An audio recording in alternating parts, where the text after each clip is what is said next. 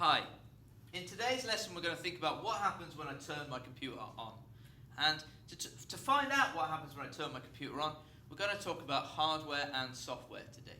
So let's just recap and make sure we understand what hardware is. Okay, so hardware is the physical components of your computer. You can see and you can touch them. So we might say that a piece of hardware is a keyboard or a monitor, or we could go inside the box and we could talk about the CPU, the RAM, the secondary storage, and all those things we talked about in our first video. Okay, now one thing we haven't talked about yet is software. Now our computer system requires both hardware and software to work. The hardware is the thing, as we talked about, the CPU is the brain of the computer. It's what carries out, it's what does all that work. But how does it know what work to do? Okay, well, it's the software that provides it with the instructions of what to do. It's what tells it what to do. So we have to have software and hardware in our computer system, otherwise our computer hardware won't know what to do. So when we start to think about what happens when I turn my computer on, we need to think about the primary memory to start with. Now, in our first video, we learned that there were two types of primary memory.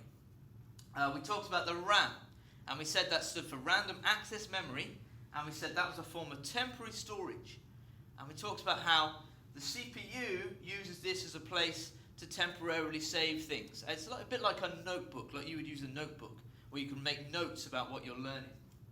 Okay, and that's just how the CPU uses the RAM. Okay, now we also said that part of our primary memory was also this thing called the ROM. And we didn't really talk about what the ROM is. Well, today we're going to understand the function of the ROM. What's it there for?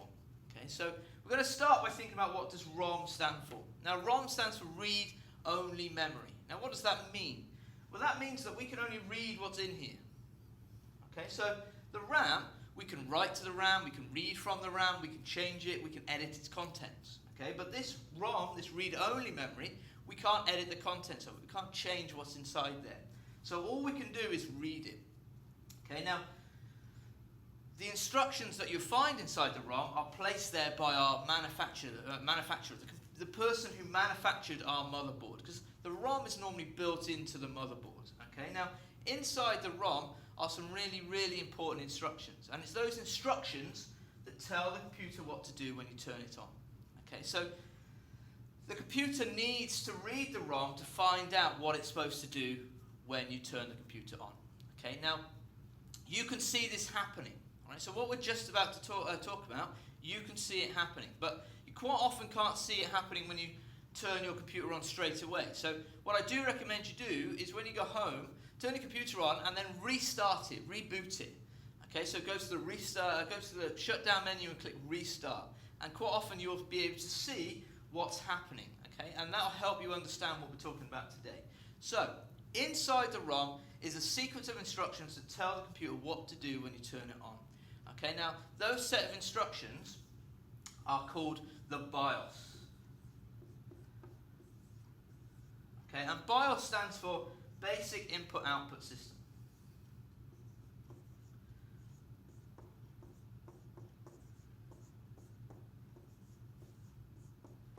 And the BIOS is just a sequence of instructions that tell the computer to test the hardware components of your system. So if we think about the hardware components that make up your system, we can understand the kinds of things that the BIOS tests. So the most important thing that your CPU needs to work is it needs some RAM. So one of the first things that your BIOS tests is for the presence of RAM. Okay, and it also tests how much RAM there is. So it needs to make sure there's RAM there, and it finds out how much RAM it's got to work with. Okay, now the other thing that we need, as well as the temporary storage, is we need the permanent storage. So the other thing that your BIOS tests for is secondary storage drives. Okay, so it sends signals to secondary storage drives to say, what secondary storage drives have I got? What are you?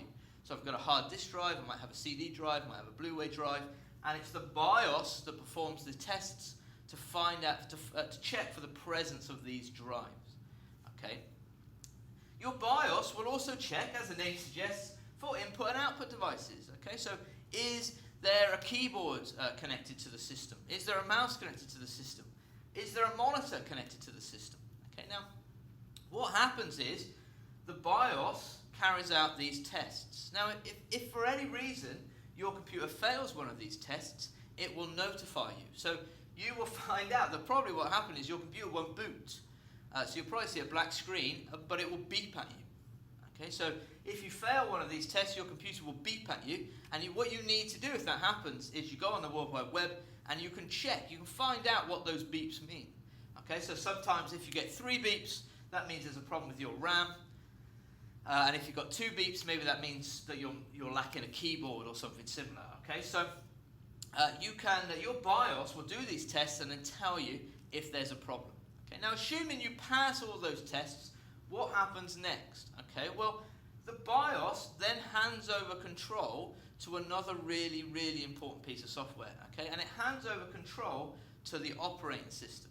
All right, so once you turn on your computer, the computer goes off to the ROM, finds these instructions, finds these sequence of tests to do, okay, and then the BIOS will then hand over control to your operating system. And in another video, we're going to talk about the functions of an operating system and the role the operating system plays in your computer system.